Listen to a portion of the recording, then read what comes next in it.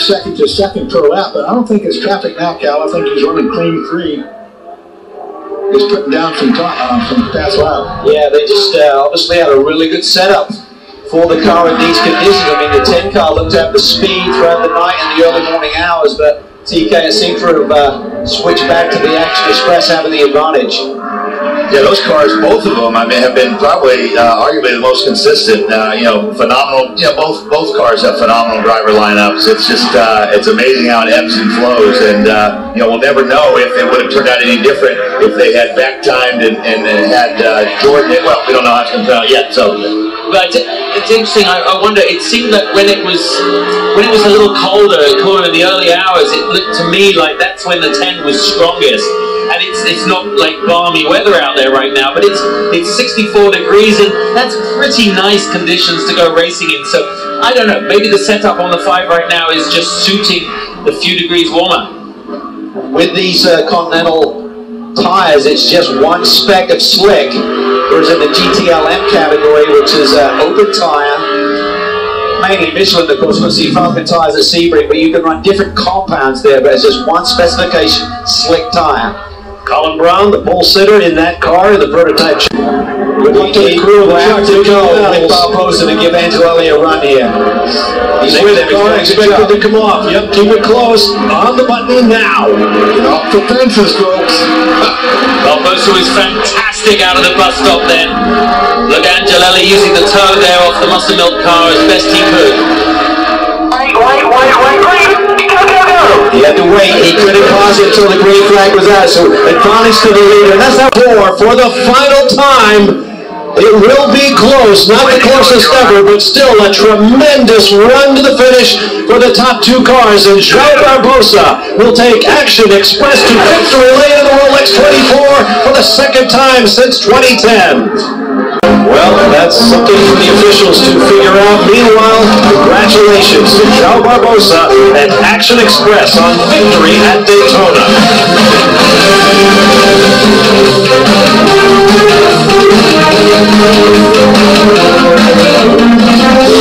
We've reached the end of the 52nd running of the Daytona 24-hour, sponsored by Rolex, and what an ending. We were promised a close one, and that caution towards the end. A little hiccup during the night, but we still had plenty of time to come back, and that's what they did. We kept fighting until the end. They fought until the bitter end, and throughout the night, Christian, I know that you struggled with a car and a gearbox that wasn't to your liking, to say the least, but you guys soldiered through, you fought through, and you took a 2nd victory for you, overall victory here at the Rolex 24. Well, no words. It's really exciting, especially because the last couple of laps, like, they couldn't be more exciting. We weren't expecting that yellow, but unfortunately it happened.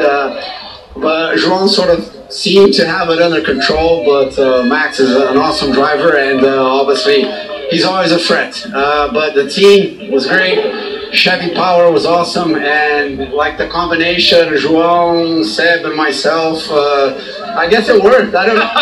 You know, a lot of people question just only 3 drivers here. I know you guys had Bert added to the car in case you needed him, but Sebastian, your first overall victory here. You've got a class win at Sebring. Le Mans keeps slipping by. I know that bugs you, but what does this victory mean, especially with all the other wins that you've had in your life? It's just as big as it gets, you know. It's one of these historic races that you just want to put on your resume, and it's done today, and it was done fighting hard for it, and you know, it really feels good for the entire team, Chevy and everybody, because we went and grabbed this one.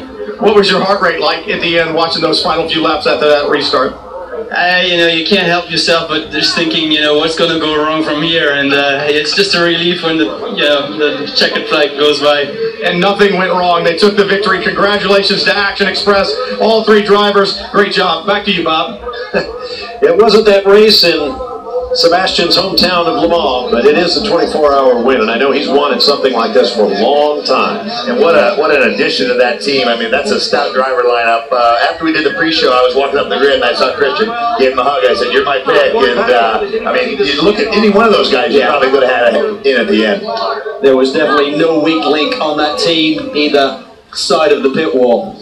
Either side of the pit wall. I think that's exactly the right point, and just lovely, isn't it, Dulcie, to see those guys, because I mean, I've always said Joao's as fast as any man that you'll ever put in a sports car. Ironically, that was my pick as well, based on all of the testing I saw. That team had an aura around them. They were really strong, and you could tell they were really strong. They were quiet, and they knew what they had to do. They'd just done it, you know, unbelievable. Solid everywhere. And while the celebrations continue with our overall winners,